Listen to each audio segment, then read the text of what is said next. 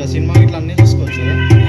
Install చేసుకునే app అంతే. App ఉంది కాబట్టి మీకు ప్రాబ్లం లేదు సార్, అన్నీ వచ్చేస్తాయి.